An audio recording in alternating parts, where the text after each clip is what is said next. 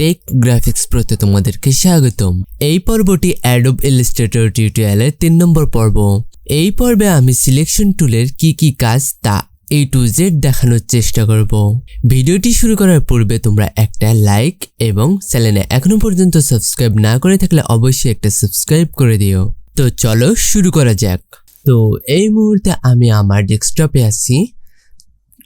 এখন কি করব, অ্যাপসটি রান করার জন্য আমার টেক্সট বারটি নিয়ে আসব। এইখানে আমার সফটওয়্যারটি পিন করা আছে, গত পর্বে আমি এখানে পিন করে রেখেছিলাম। তো তোমরাও এইভাবে সফটওয়্যারটি ডবল ক্লিক করে অন করো। গত পর্বের মতন আবারও এরকম একটা ইন্টারফেস আসবে। তো চলো আজকে আমরা আরেকটা প্রজেক্ট ক্রিয়েট করে নিই।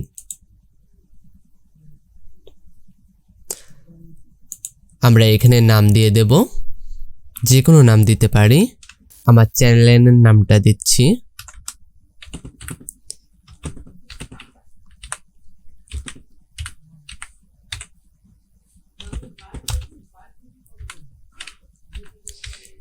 টেক গ্রাফিক্স প্রো উইথ 512 এবং হাইট 512 দুইটাই সেম থাক, ঠিক আছে।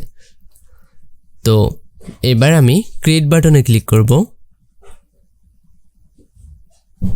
তো যেহেতু আমরা একটু বিগিনার, আমরা কিছুই জানি না এই সফটওয়্যারটির ব্যাপারে, তো তার জন্য একেবারে শুরুই থেকে শিখতে আমাদের একটু প্রবলেম হলেও আস্তে আস্তে কিন্তু আমাদের এগুলো ঠিক হয়ে যাবে। প্রথমে আমি কি করব, তোমাদেরও এই টুলটা থাকবে, এটার নাম রেট অ্যাঙ্গেল টুল, ঠিক আছে। এটার ব্যাপারে আমি পরে আসছি, কিন্তু সিলেকশন টুলের ব্যবহার জানতে হলে আমাদেরকে একটা অবজেক্ট ক্রিয়েট করতে হবে। তার জন্য আমরা কি করব, এই রেট অ্যাঙ্গেল টুলটা নিয়ে আমরা কি করব, আপাতত ছোট্ট একটা ক্লিক করে নেব। এই ক্লিক করার পর আমরা এখানে উইথ 100 এবং হাইট 100 পিক্সেল দিয়ে দেবো, ঠিক আছে। এরপর আমরা কি করব, ওকে বাটনে ক্লিক করে দেব। এখন হলো আমরা সিলেকশন টুলটার কাজ করব, ঠিক আছে। এবার সিলেকশন টুলটা ক্লিক করে নেব। তারপর আমরা একটা বাইরে ক্লিক করেছি, ঠিক আছে, এটার কাজ জানার জন্য, ঠিক আছে। এখন আমরা কি করব, যদি এটাকে সিলেক্ট করতে চাই তাহলে আমরা কি করব, সিলেকশন টুলটা ক্লিক করে বা ধরে তারপর যেই অবজেক্টটাকে ধরবো সেটার উপরে একটা ক্লিক করলে সেটাকে সিলেক্ট করতে পারছি, তাই না। এখন এই সিলেক্ট করা অবস্থায় আমরা চাইলে এর কালার চেঞ্জ করতে পারি। আমি এখানে এসে রেড করে দিচ্ছি, গ্রিন করে দিচ্ছি, আবার এই কালারটা নিচ্ছি, তাই না। আমি সব রকমের কালার কিন্তু চেঞ্জ করতে পারছি। আপাতত রেডটাই থাক। এখন আমরা কি করতে পারি, এই সিলেকশন টুল দিয়ে আমি চাইলে এটাকে একটু চওড়া করে নিতে পারি। দেখো, আবার সিলেকশন করে নিচ্ছি, আবার লম্বাতে বাড়িয়ে নিতে পারি, আবার কমিয়ে নিতে পারি, ঠিক আছে। আবার যদি আমি কর্নারে যদি এইভাবে, আমি কিন্তু মাউস টিপে ধরে আছি, তাই না, ওই অবস্থায় যদি আমি টানি তাহলে কিন্তু বড় হবে। মাউস টিপে ধরে রাখতে হবে, ছেড়ে দিলে হবে না। আর যখন আমার যতটুক পর্যন্ত সাইজ নেব ওই পর্যন্ত গিয়ে আমি যদি ছেড়ে দিই তখনই কিন্তু আমাদের এটা এত বড় হয়ে যাচ্ছে। আমরা চাইলে আরো ছোট করে নিতে পারি। এবং আমরা এই সিলেকশন টুল দিয়ে আমরা চাইলে কিন্তু এটাকে ঘোরাতে পারি।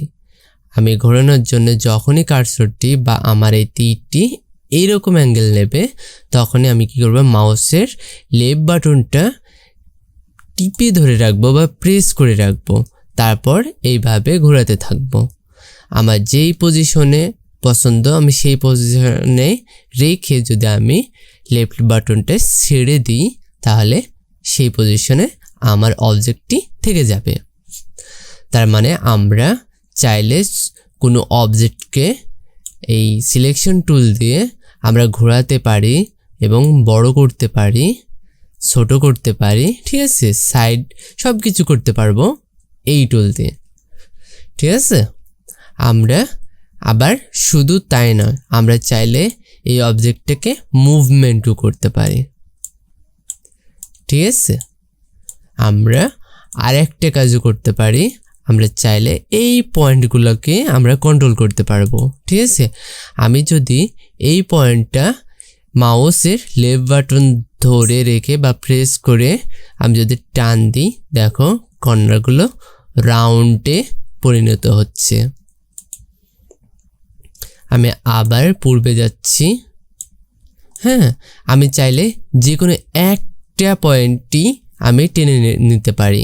দেখো, তার জন্য আমাকে কি করতে হবে, পয়েন্টের ওপরে এই সিলেকশন টুলটা দিয়ে একটা সিলেক্ট করে নেব বা ক্লিক করে নেব। ঠিক আছে, তারপর আবারও লেফট বাটন প্রেস করে রেখে আমি টান দিলে যতটুকু আমার পছন্দ ততটুকু আমি চাইলে রাউন্ড বা কর্নার কেটে নিতে পারি।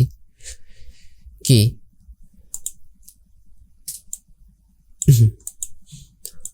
তাহলে আমরা কিন্তু সিলেকশন টুলের কাজ শিখে গেলাম।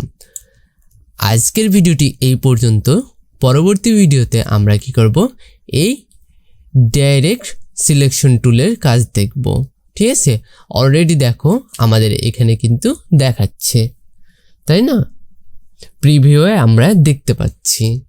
তো আমরা এগুলো শিখব এই ডাইরেক্ট সিলেকশন টুল দিয়ে। তো ভিডিওটি ভালো লেগে থাকলে অবশ্যই একটা লাইক এবং চ্যানেলে এখনো পর্যন্ত সাবস্ক্রাইব না করে থাকলে অবশ্যই একটা সাবস্ক্রাইব করে দিও।